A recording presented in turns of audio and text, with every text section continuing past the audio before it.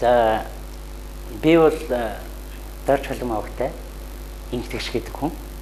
Тэгээд би гэж гамбаш гэхээр зүгээр байдгүй шүү дээ. Намайг Одонгийн Гамболд гэдэг энэ хорвоод мэндэлж төрснөөс хойш 30 гаруй жил болж байна. Яахта миний хувьд бол өөрөө хөдөө төрсөн. Одоо Төв аймгийн Банжаарлан гэсэн байдаг. Би өөрийгөө ер нь тийм сахилахгүй явж байгаад өөрөө олсон гэж боддоо шүү дээ. За би ер нь өөрөө бол их тайван хүн байна. Яг хөө би хитээсээ юм тайван байгаагүй л дээ. Ер нь бол нэг юм тийм онцгой гэж танилцуулахыг хүсэхгүй байна. Би бол байдаг л хүн. Би өөрийгөө удган мод гэж бодож байна. Яг хүн өөрийгөө хэн гэдгийг бол хэлж чадахгүй шүү дээ хизээч. Зүгээр би хүний ертөнцид одоо хүн болж явж байгаагаа л ойлгодог. Метал рок хок гэдэг хоёр маань одоо бүр салцсан. Одоо бүр бацаад нийлүүлэх аргагүй юм болсон байгаа байхгүй. Тэгэхээр контемпорари урлаг бол өөрөө сонголт нь юу гэдэг гэхээр хүнд өөрөө тэр санаа төвшүүлж байдаг талууд. Электро хөгжим дотор бол мэдээч олон төрөл жанрууд орж байгаа. Энд бол одоо хамгийн түгээмэл нь транс, хаус гэж явдаг. Тэг чин тайцч нь бол дуртай юм дээр бүжигддэг. Ямар ч тохиолдол, ямар ч нөхцөл дуртай юм дээр бүжигддэг. Бидний одоо энэ алгаагүй социализм ч бай, капитализм ч бай, одоо өөр юу гэдгийг нео капитализм ч болдог ч юм уу ямар ч нийгэм байсан. Ерөөсөө язгуур нь сүргийн зохион байгуулалт. Сүргийн мөн чанараар явдаг амьдралыг бий болгочихсон. Утга цохиолын шүүмж гэдэг бол зөвхөн шүүмжлэхийн нэр биш шүү дээ. Магтсан шүүмж ус гэж болно тийм ээ. Өнөөдөр бол яг үүнд бол Монголын кино урлаг мундаг өндөрт явж шүү дээ. Хүн амдаа байхгүйгээр олон кино хийж байна. Холливуд одоо тийм ээ. Болливуд Молливуд болохыг хичээж байна тийм ээ. Данж гэдэг үгийг би зөв шууд тайлбарлаа хэлчихээ л дээ. Энэ бол халах үг. Данж гэдгийг хүмүүс имиж гэж ойлгодог. Данж гэдэг бол дотоод оюун ухааныг гадагшлуулах гэсэн. Яг энэ нөгөө ярихт бол цаанаа бас надад одоо манайхан бөө гэж ярьдаг штеп. Бөөгийн шишин тэнгэртэй холбоотой байдаг гэдэг шиг. Рок бас тэрний нэг төрөл юм болов уу гэж надад санагддаг. Абсурд урлаг ерөөсөө хүмүүс ингээд зохиолыг уншаад ер нь ойлгомжгүй утгагүй тий. Гаргалгаан ч гэсэн тийм л дээ. Би гэдэг энэ ойлголтыг бол хоёр янзаар ойлгож болох юм. Нэгдүгээрт нь одоо нэлээд материаллык маягаар тийм ээ шинжлэх ухаанчаар гэх юм уу та. Ингээ бодоод үзэх юм бол би гэдэг энэ ойлголтоо хүн их өргөмжлөх хэрэгтэй. Би одоо хичнээн агуу вэ гэдгээ өөрийгөө мэддэг боловч түүнийг хинт ч хэлдэггүй байх хэрэгтэй. Нөгөө талаас гэх юм бол одоо энэ ялангуяа шашны онлууд ер нь сүүлийн үеийн гүн сэтгчдийн бүтээлдэх дурддагддаг эго буюу би сэрхүү гэж байгаа. Энэ би сэрхүүгээ хүн бол огоорох хэрэгтэй. Өөрөөр хэлбэл би сэрхүүгээсээ хүн ангижрах хэрэгтэй гэж үздэг бас нэг юм номлол байна. Гэхдээ өдөр болгон бид нар битгээ зөрчилдөж бас бигээсээ тусалцаа авч бигийнхаа дэмжлэгээр амьдарч байгаа. Тэгээ биг бол хизээж үгүйсгэж болохгүй те. Яг хүмүүс би гэдгүүгээ хэрэгэлдэг хүн дургу мургу гэж ярьдаг те. Гэхдээ биг бол тэртээ тэрэнгүү хүмүүс гаднаад гэж ярьдаг чинь дотроо бол дандаа бигээрээ бахархаж битгээ бас тэмцэлтэж л явж байгаа шүү дээ. Энэ бол үнэн шүү дээ. Яг би хагийн бодвол би одоо өөр юмтай байж харагч магадгүй л дээ. Би өөрөө барж ийлтэй. Амтнаар бол би одоо бар нохоо мэт архив дайрна. Ямар ч үстэй нэгүүлсэн гамт юм шиг үхэр мөхрлөө биш. Өнгөр бол би нэг хар цагаан болов. Харчин байдаг цагаан чинь. Эцэст нь хэлэхэд бол нэг нөгөө ярин шудраг ярина. Ямар ч үс нэг юмнаас айхгүй. Юмнаас жаах. Тийм ээ? Сайхан дөрмжлөөс байхгүй. Сайхан хүчээр намайг өдөөд байхгүй. Яг зөвөр энэ тэгтээ тэрнгөө би хүн таалагдах гэж амьдэрдэггүй. Энэ угаасаа миний ертөнц намайг одоо үрчээ загилсан ч би зүгээр болохгүй. Яг л энэ чигээр байна. Намайг үрчээд хөөе гэсэн ч би өндөр болохгүй. Яг л энэгээрээ байна. Ийм л. Найруулагч тухайн уран бүтээлчийн санаанаас гадна өөрийнхөө үзэл бодлыг шууд илэрхийлэх ёстой. Тэгэхгүйгээр найруулагч баталтай байж чадахгүй тэр уран бүтээл хязгаарч бий болж чадахгүй. Бигээ тоглодог нь бол үнэн л дээ. Үнэхээр тоглохоос өөр. Яг л хүн биш те. Эсэс бүтдэг те. Эсийн ертөнцтэй штэ хүн хамгийн гол нь амтай ургамал те. Тэгэл хүн гэж байж ухтгүй юм байна те. Тэр дотроо хамгийн гол нь хүн гэдэг чинь бас ухаантай амьтан. Тэр дотроо би гэсэн үзэл заавал байх ёстой гэж би бас боддог. Яг л үгүй шүү тийм ээ. Өөрийгөө илэрхийлж чадна гэдэг чинь би гэсэн үзэл байхгүй юу? Би 16-гийн тоо би бол цагаан толгой хамгийн ихний хамгийн сүүлийн үсэг. Би бол арга билгийн тэмдэг. Миний хөгжмийн хэмнэл бол минутанд 125 удаа цохилдог. Тэгш биш дандаа ингэж хоорондоо нэг ойртоод нэг холцсон юм зайтай хугарлттай цохилттай дугарлт. Маш их эффект өгсөн үндэсний хөгжмийн дугарлт болов гэж бодож байна. Жишээлбэл гитаранд фьюзтэй гитар гэж ярьдаг шиг. Тэгвэл морин хууранд зөндөө олон давтамж, зөндөө олон одоо хахаад дээрэс нь эффектийн жоохон багасгацсан тийм дисторшн байвал тэр дугарлт бол миний дугарлт. Манай нэг нэртэй зохиолчийн үг гэдэг шүү дээ. Өгцөн мөртлөө амьд хүн байх юм. Амьд мөртлөө өгцөн хүн байх юм. Тэгэхээр өнөөдөр дэлхийн ертөнц тэр чигээр одоо би амьд хүн байгаад одоо үнэхээр итгэдэг л дээ. Тийм учраас тэд биегээ олоогүй гэсэн. Тэ? За яагаад биегээ олоогүй өөрийгөө өөрөөсөө алдаад алгуулчих хүн. Бид нар өнөөдөр хүн төрлөختөн бүгд өөрийнхөө бүтээсэн бүтээлд ялагдаад эхэллээ шүү. Байшин барьсан, байшин дээр нь хүн гараад өөр үсэрч. Хоол идсэн чи хордлого болоод арак болоод өгч. Бүгд арх дар суугаад өгч. Дандаа хүн төрлөختний өөрийнх нь бүтээсэн бүтээл. Одоо бидний бүтээн байгуулж байгаа капиталист нийгэм бол үндсэндээ хувь хүний мөн чанартай тулгуурладаг нийгэм шүү дээ. Мөн чанар нь тийм. Чи талхаа болоод мөнгө олж идчихвэл тийм үү те. Тэгээд халаасан чи хитэн төгрөгтэй өөр хөвгч чинь өмсөх хувцастай идэх хоолтой байж байвал чиний бие тэр шүү дээ.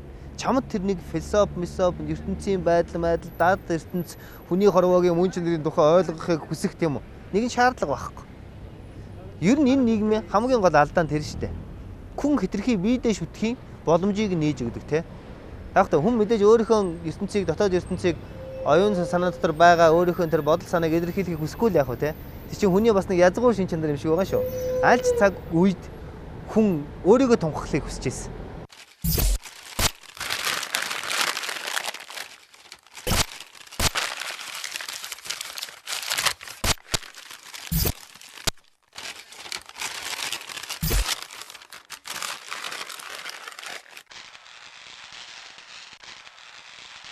Төрөх бол одоо нэг болын хүнд бол их ажаарал авчирж байгаа. Нөгөө бодлын хүнд бол гай зовлон авчирж байгаа гэж дотроо боддгийн. Төрхөөс өгөх хүртэл бол зүгээр цаг хугацаа л байгаа. Ерөөсөө биетэй байхаас биегүй байхын хоорондохын зайг л одоо өөхөх төрөх гэж ярьж байгаа юм л дээ. Тэгээ яг одоохондоо бол хүн төрлөختөнд бол амьд хүн алгалт. Амьдрах өөх хоёр бол нэг л зүйл. Хоёулаа нулимс туслуулдаг. Адилхан шинжнэ. Мэдээж хүн төрсөн юм чинь өхөн энэ бол хорвоогийн зам гэд. Энийг бол одоо хэн зааж бурхан зааж өгсөн юм эсвэл өөр нэг далдын хүчин нөлөөлдөг юм бол мэдэхгүй те. Хизээч өгөхгүй юм шиг амьдр гэдэг шиг те. Мэдгүй надад бол би бол өглийн хоёрсоо баддаггүй шүү дээ.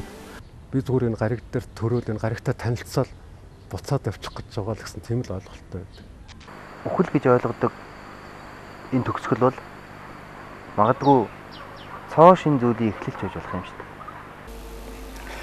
Хүн төрлөختөн болол байгалийн хуулийг бол хизээч дийлэхгүй юм аа. Хүн бол хизээч байгалийн хуулийн дор байна. А хүн бол хизээч үхлийг бол давж гарч чадахгүй. Хэдийгээр эрх чөлөөтэй юм шиг сууж авчиг бид нэр өөрсдийн амьсгалах, явах, алхах гэх бүх зүйлээрээ бол эрх чөлөө хязгаарлагдаад байгаа юм. Хязгаарлагдаад байгаа. Тэгээ энэ бол зөвхөн нэг тал. Одоо юуны төрөнд үзэл бодлоо илэрхийлэх эрх чөлөө. Тийм ээ? Бодох чөлөөтэй бодож сэтгэх эрх чөлөө. Эвэлдэн нэгдэх эрх чөлөө. За одоо ном бүтээн төрөх эрх чөлөө ч гэдэг юм уу. Гэт энэ эрх чөлөөг би эрх чөлөө гэж үзэж байгаа. Эрх чөлөөг их тийм худлаа хийж болохгүй л дээ. Хүн зодог эрх чөлөө биш, тийм ээ, хүн алдаг эрх чөлөө биш, тийм ээ, хүнийг дарамжилдаг эрх чөлөө биш. Тэнгэрлэг, гэгээлэг эрх чөлөө багсаа гэж тийм. Гэхдээ Иесус биш шүү. Хамгийн би энгийн зүйл өөртөө байгаа хамгийн ойрхон зүйлийг яг би өнөөдөр дуртай газараа дуртай зүйлээ хашигчаад тий дуртай зүйлээ хийгээ явж байна. Энэ бол миний эрх чөлөө. Эрх чөлөө дээр бид нар бас нэг зүйлийг ойлгох хэрэгтэй юм шиг. Хүн ер нь хөгжиж, дэвшиж те өөр үнцгт очихд бол эрх чөлөө саад болдог шүү дээ. Би бол жинхэнэ эрх чөлөөг хүмүүс шоронд ороод мэддэг байх гэж боддог. Тэнд жинхэнэ би эрх чөлөө гэдэг юу вэ? Миний биеинд байдаг тэр чөлөөтэй сэтгэх одоо бодох, өөрийгөө авж явах, оюун ухаантай байх тэр бүх чадварыг Яагаад би одоо олж хараагүй юм бэ гэдэг зүйлийг харахын тулд харахад хамгийн том тусалдаг зүйл бол тэр нэг шорон юм болов. Эрхчлөө гэдэг бол хүн зүгээр л хинээс ч хамаарахгүй ямар ч хүний хяналтанд ор биш. Өөрийнх нь хийж байгаа ямыг өөрөө чөлөөтэй хийгээд дээрэс нь өөрийнхөө амьдралд хийж явах сонголтуудыг чөлөөтэй сонгоод тэгээд тэр бүхнийгаа хийгээд тэр бүхнээсээ таашаал аваад тэгээ явж байгаа хүн бол эрх чөлөөтэй хүн шүү дээ. Ер нь хүн тэгдэж нэг юм сэтгэлээс хандхаар те тэрний үр дүн ирдэг гэдэг шиг мэдрэмж бол хамгийн чухал зүйл. Энэ хорвоотлох гэдэг хүмүүс дуулдаггүй, юу ч ярьдаггүй, ямар ч чимээ аниргүй. Бүх хүмүүс ямар ч чимээ аниргүй, дуу хуур гэсэн тийм ойлголт байхгүй. Энэ дэлхийн ертөнц тийм байсан бол ямар байх вэ гэж төсөөлж утсан л дээ. Мэдээж аимшигтай сонс. Гэл нэмэрхүүл юм сонсогдсон шүү дээ, тий. Тийм тухай би бас төсөөлж үзэж л байсан л да. Тэгээд мэдрэмжгүй болно гэдэг бол тэгэл өгснээс долоонд орлоо юм болно шүү дээ. Мэдрэмж гэдэг бол үг хэлгүүгээр заавал тэр хүний юу ярьж байгааг сонсохгүйгээр бие бинийгээ мэдрэх. За тэгээд байгалыг мэдрэх. Одоо маш олон зүйл дээр тэр цаад одоо хүн амьтан бодгал болоод тэр байгаль иргэсийн хэлэхгүй байгааг олж мэдхийг л хэлээд байгаа шүү дээ. Хөгжмийн авиаг сонсож тэрийг мэдрээд тэрэндээ одоо бодлогошрох, хөгжмийг бүр гүнзгий цаатлыг ойлгох. Дээрэс нь тэр хөгжмийн зохиол бүтээлийг хийсэн хүнийг одоо хүндлэх хүртэл тэр мэдрэмжийг авж байгаа бол тэр бол маш өндөр кайф. Хүн хамгийн төгс мэдрэмжийг зөвхөн байглаас л хүртдэг байхгүй. Хэдийгээр одоо ингэж бид хэдий эргэн тойрон байгаа. Энэ хус моддын навчаас унах байгалийн зам тийм ээ. Зам. Гэхдээ тэр энэ навчаас унж байгаа өөрөө хүнд бол гайхамшигтай мэдрэмж юм шүү дээ. Мэдрэмж. Юу яриад байгаа юм бэ мэдрэмж гэж? Одоо хамгийн энгийнээр ойлгоход нүүрлүү нус цацгад хөш яаж байгаа юм бэ гэдээ дуурахад үндсэн би өөрөө мэдрэмж ажиллаад эхэлж л байна шүү дээ. Мэдрэмж гэхэр их гоё тийм нандан бүр ингээд хэлж болохооргүй тийм утас санагддаг шүү дээ. Тийм байдаг болов уу гэж би дотроо л төсөөлдөг юм тийм ээ. Тэр утсыг л тасалж болохгүй болов гэж боддог байхгүй. Тэгэхээр нэг хүн мэдрэмжтэй өнөд чинь бас л хэсэг хугацаанд амьдрын шүү дээ ер нь. Хичнээн олон хүмүүсийн дунд байгаа тийм. Гэр бүл ч юм уу найз нөхдөд гэдэг асар олон хүрээлэлийн дунд өдөр тутам харилцаж байгаа юм. Өөрөө ингээд ганцаардаад байгаа юм ямар нэгэн мэдрэгдэж байдаг тийм. Ер нь бол би өөрийнхөө хувьд бол яг ингээд бүтээлээ хийх юм уу яг тэр тухайн үед бол өөрийнхөө тэр дотоод ертөнц өөртөө ярихад би ганцаараад байх туфтаа. Заримдаа ганцаардл хүнд ухаарл авчирдаг гэж. Ганцаардл хүнд эрхчлөөг авчирна. Ганцаарч ирнэ гэдэг бол хүн бас сонжоон шинжилтэй тийм ээ. Яагаад соноод байна гэж бас өөрөөр бодох хэрэгтэй. Өдөр нь биелгээд ажиллаа яадаг, орой нь болохоор чинь тайж гоохтууд байдаг, шөнө нь болохоор ирчүүдтэй байдаг. Тэд над ганцаардах цаг хугацаа байна уугүй юу? Харин энэ 24 цагийн чинь яг урталсмаар санагдаад идэг шүү дээ. Уран бүтээлч ер нь ялангуяа энэ уран бүтээлч хүмүүс бол ганцаардал бас айгүй хэрэгтэй. Яагаад тэгэхээр бид нэр шинээр альва зүйлийг бий болгож яадаг. Тэ? Шинээр сэтгэлгээ сэтгэж яадаг. Тийм учраас ганцаардалт энэ боловсруулах хугацаа олгож яадаг. Би өөрийгөө их ганцаардна л гэж боддог л доо. Бас ганцаардах дуртай гэж боддог. Гэхдээ тэрнээсээ би аягүй их хаширдаг. Заримдаа тэрэндээ би гутардаг ч үе би. Тэгвэл ганцаардал надад сайн зүйлийг авчирдаг. Би ганцаардал дундаас өөрийгөө олж танихыг хичээдэг. Ганцаардал дундаас би өөрийнхөө хөгжмийг зохиох дуунуудаа би сонсож тэрнийг дуудаж авчирч өөр юм болгож номхруулж авдаг гэж боддог. Тэгэхээр ганцаардл бол би энд өөрийгөө хэлээгүй шүү. Ерөнхийдөө хүчтэй хувь хүмүүс одоо хүчрхэг бие хүмүүс ганцаардах их дуртай байдаг юм шиг надад санагддаг.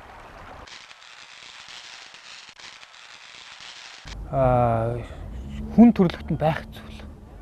Яг тэгэхээр хүн шашин шүтж яана гэдэг нь ямар нэгэн юм захирагдаж яана гэсэн. Тэгвэл зөв юм захирагдаж байгаа шүү.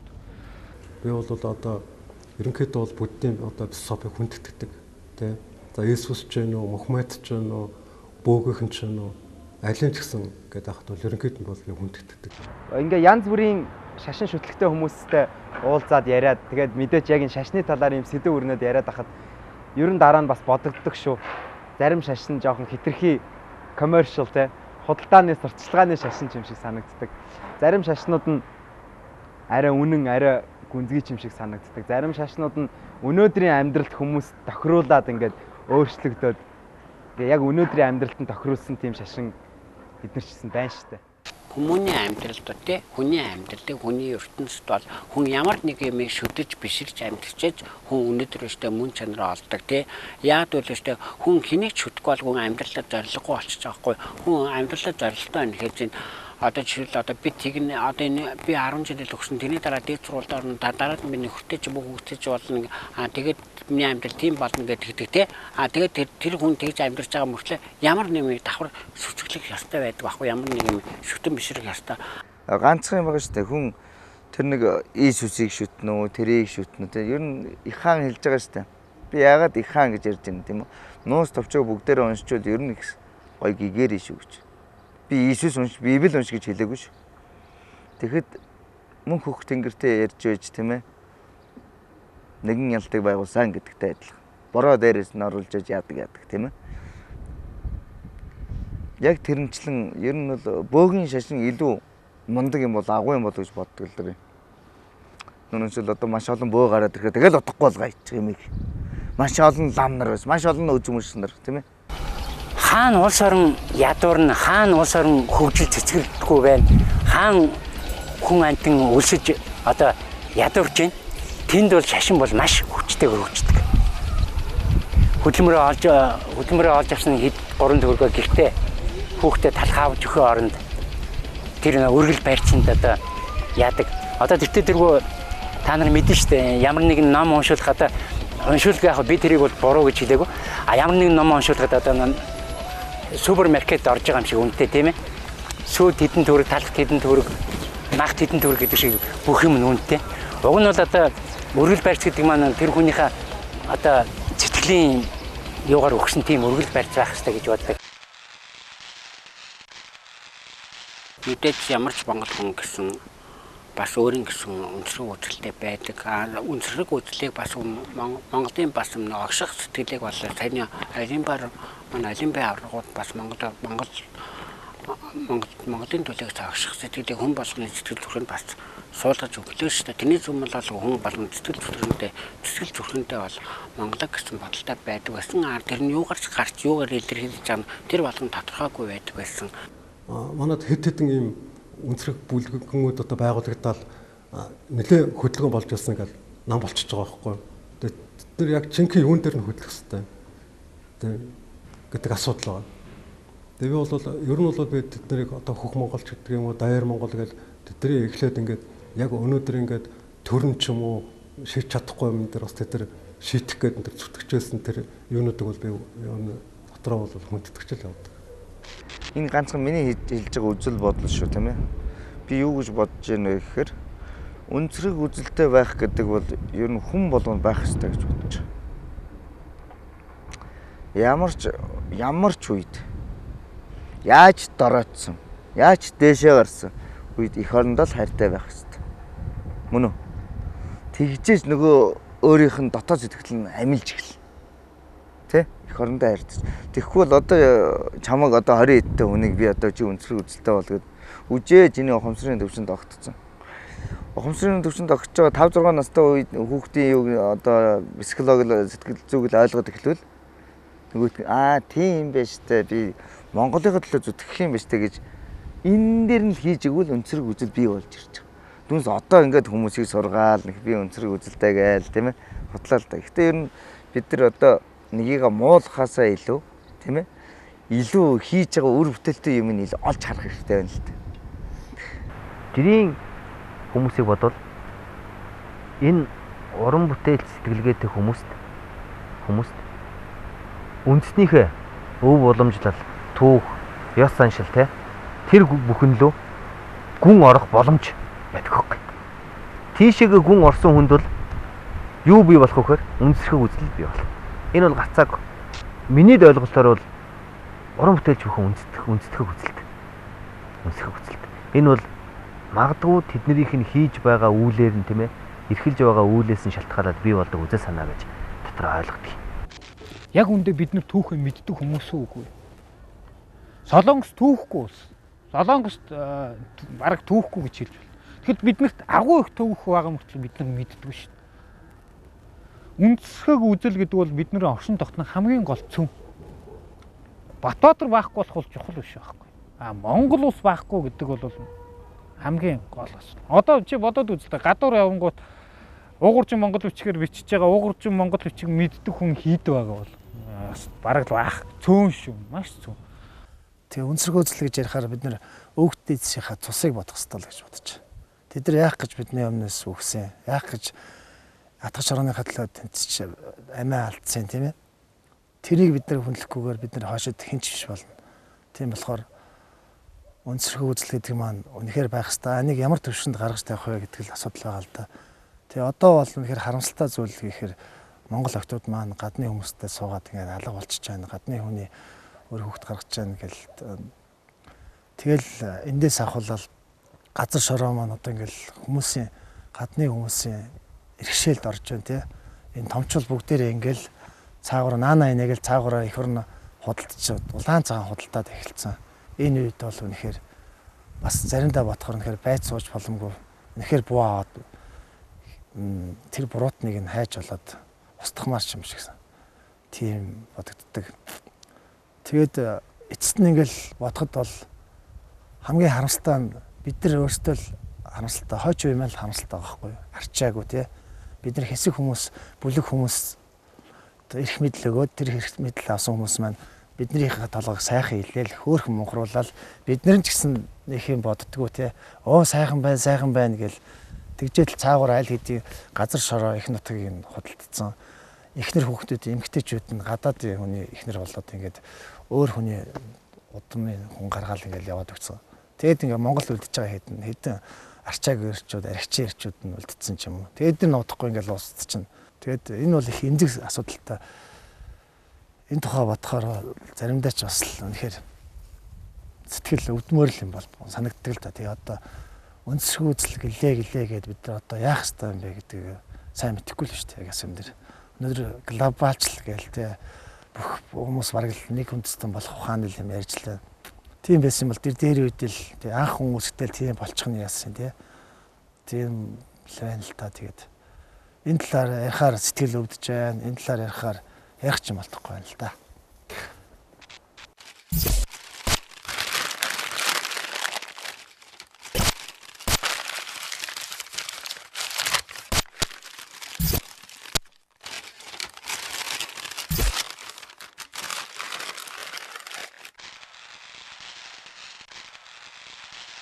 Альва үйл явдал хийгээд үүх түүхийг хэмжих нэгэн том хэмжүүрэлтэй. Мэдээж орон зай цаг хугацаанд баригдахгүйгээр оршин тогтнодог амтан хийгээд ургамал, ус ургамал одоо ер нь юу ч байхгүй шүү дээ. Хүмүүсийн хувьд бол магадгүй орон зай цаг хугацаа хоёрыг бол холбоо хамаарлын хувьд бол салгаж ойлгодог тийм сэтгүүтэй хүмүүс байдаг баг л та. Харамсалтай нь би их явцсан хүрээний хүн учраас бол тийм өргөн логик сэтгэлгээ муутай хүн учраас бол би ерөөсөө орон зайг цаг хугацаанаас салгаж ойлгодог юм аа. Орон зай хүний оршин тогтнох орон зай гэдэг чинь бас асар яг цагаа болоход бас асар богино хугацаа байж болно. Бас асар хурдан хугацаа байж болно. Тэр орон зай бол цаашаа огторгүй шүү дээ. Ямар ч огт оргүй. Тэгэхээр хэдийн хэмжээний тэлж чадна тэр бол тэр хүний өөрийн одоо аз тэр бол тэр хүний өөрийн жаргал нь байх болов гэж бодож байна. Магадгүй бид нар цаг хугацааны ойлголтын дээр юу яригддаг вэ гэхээр нар жаргах тий нар мандах дээр бас яригддаг баг. Тэгэхээр энэ дээр бид нар гэрэл сүүдэр гэж бас ярих хэрэгтэй байх л та. Гэрэл сүүдэр гэж. Цаг хугацаа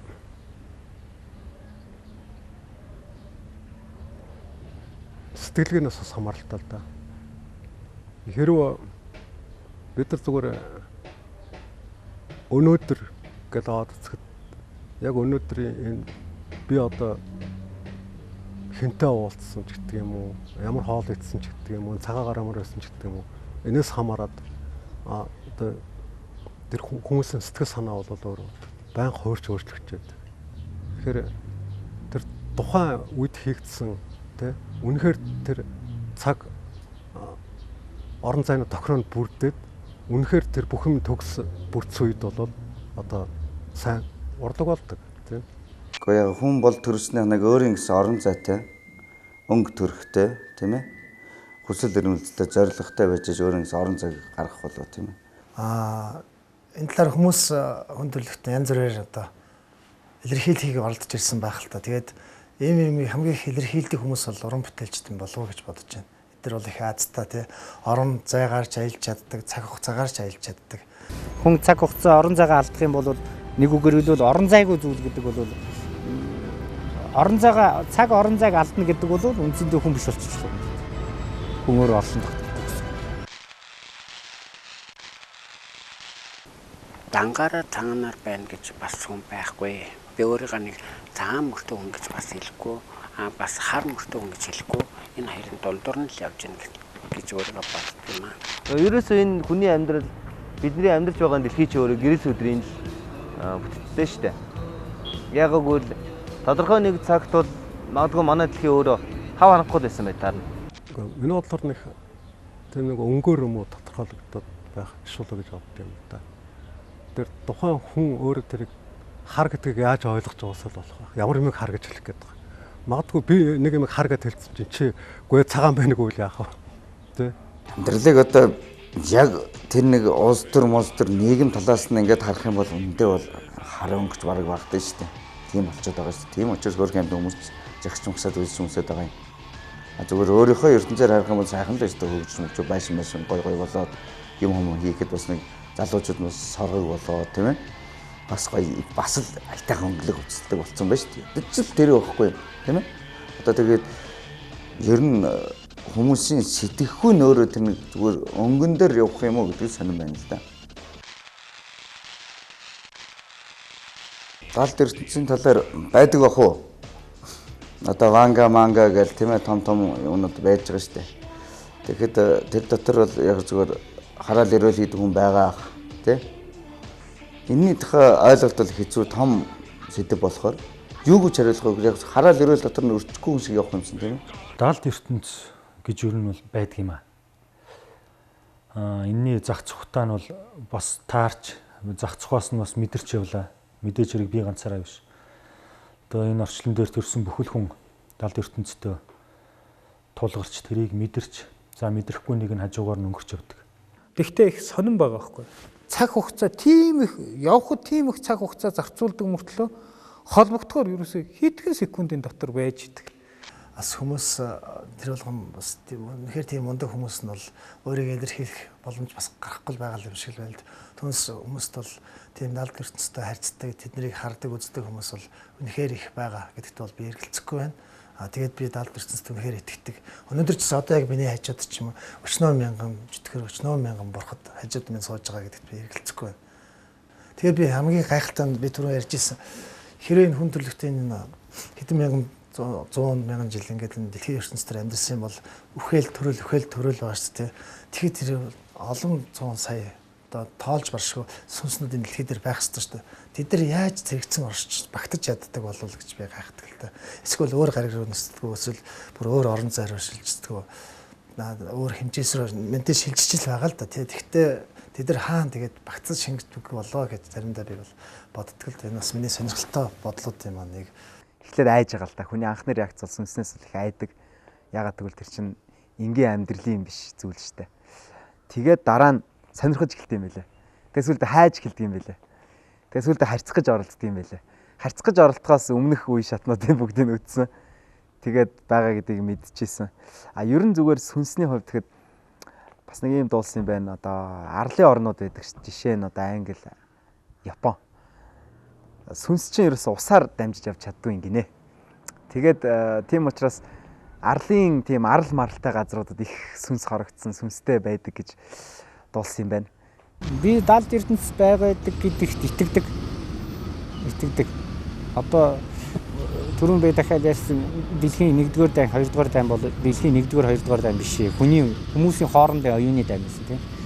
Тэгэхээр далд ертөнцөөс Гитлерийг илгээж л энэ хүн төрлөختөн хитрхи их байгаль дэлхийг сав амьсгалыг боож байшин бариад хөгжөөл энийг хөгжил гэж үзээд баахан төмөр зам бариад баахан онгоцны буудал цементл чаяал энэ их хотын хөгжил байшин барилга сэтгцийн хөгжлийг зогсоох үүднээс Гитлерийг далд ертөнцөөс явуулсан гэж магадгүй. Тийм үнэн удал энэ бол одоо гүн ухаантнуудын маш олон жилийн турш маргаж ирсэн асуудал л да. Одоо өнөөдөр ч тэр маргаан дуусаагүй байна. Хойшд ч дуусахгүй утах байх. Одоо манайх үнэн танайх худлаа гээл бүх шашны онолчид маргалдаж байна. Бүх шүтлэгтнүүд одоо шашинтнууд маргалдаж штэ. Үнэн хэрэгтээ энэ дээр бол маргаад байх юм бол бараг байхгүй гэж би боддог. Худлаа гэдэг юм чинь өөрөө бас зүгээр амьдрал дээр гоё агуулгатай байгаа юм шүү дээ. Одоо манайхны юу ярьдаг худалч үнэнч гэдэг юм уу те. Би бол тэрийг нэхээ боддог. Эсвэл би өөрийнх нь хувьд ингээд аваад үзэхэд за яг энэ юм бол байгаа юу гэдгсэн чинь байгаа те. Бас байхгүй мөгэд бодох юм бол бас байхгүй ч юм шиг мэдрэгдэж байдаг те. Тэгвэл тэр энд яг л түрүүний миний хэлдгээр бол худлаа гэдэг юм бол бас их чухал юу болоод байна шүү дээ.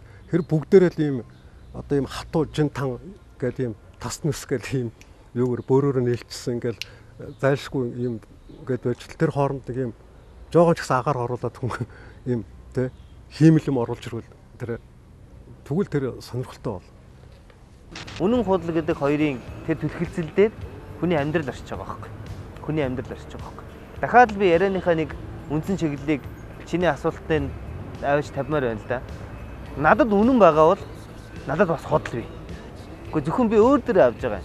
Энэ магадгүй энд ингээд бидний директор өнөөдөр ингээд гэр орнолоогоо яарат ч юм уу эсвэл амрах хайртайгаа яарат ч юм уу найс цааш яаран сандар явж байгаа энэ хүн бүхний дотор те. Миний өөдөө сараа сууж байгаа чиний дотор хүртэл үнэнч бий, худалч. Бурхан багш хэлээ үз. Хүний дотор бурхан бий ч байна те. Бурхан өөрөө ч байгаа. А хүний дотор чөтгөрч бий гэж те. Тэр үнэн худал гэдэг зүйл юм бол туйлын үнэн гэж энэ ертөнцид байхгүй. Хязгааргүй туйлын үнэн гэж байхгүй. Хэрвээ хязгааргүй туйлын үнэн гэж байдаг байсан бол түүний эсрэг хязгааргүй туйлын худал гэж гарч ирэх ёстой шүү. Туйлын үнэн гэвэл би нэг цагийг хийлж болох л эхийн сэтгэлийг би хийлж болох юм. Туйлын үнэн бол тэр баг. Ер нь ихтэй итгэдэггүй хийх юу гэх сургаалыг үүсгдэг ч юм уу тийм хүмүүс байхгүй шүү. Тэр бол туйлын үнэн. Туйлын худлаа гэвэл орчин үед бол одоо сонгол болох шиг боллоо шүү дээ. Яг үнэндээ орчин үеийн жишээ бол тэр л юм байх та одоо бусд нь бол яг харьцангүй ойлголт юм л та. Гэхдээ ер нь хүн юу гэж бодож байгаас туйл хийж болно шүү дээ. Манай ард түмэн чинь би түмэн хэлсэн шүү дээ.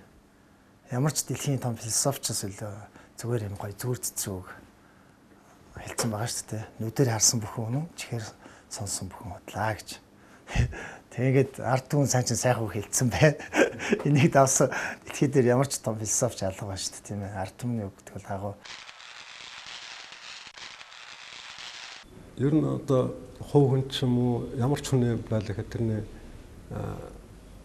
ертөнцийг яаж харж ойлгодгийг тэрийг яаж мэдэрч байгаа гэдэг те тэрийг одоо хүмүүст хүртэж байгаа те энэ санаа энэ зорилго бол юу вэ те сайхан гой зорилго байна. Би өөрөө бусдаас өөр байхыг хүсдэг. Бусдаас өөр байх нь бас бусдаас нэг алхмаар төрүүлж алах бас нэг хувилбар юм болов уу гэж дотроо боддог. Тийм учраас бусдын одоо хүмүүс эргэн тойронд байгаа хүмүүсийн ямарваа нэг юмыг харж байгаа үнцэг адилхан болоод ирэх юм бол би өөрчлөгдөхийг хүсдэг. Тэдрээс өөр үнцгийг харахыг хүсдэг. Ямар ч байсан аливаа ямиг талхыг талхажгаар нь харж болохгүй гэдгийг л харах хэрэгтэй. Нэг өнцгтэй ямиг би 4-5 өнцгөөс нь олж харах хэрэгтэй гэдгийг би тэгж ойлгож байна. Одоо ер нь хаанаас нь ч арсан ялгаагүй.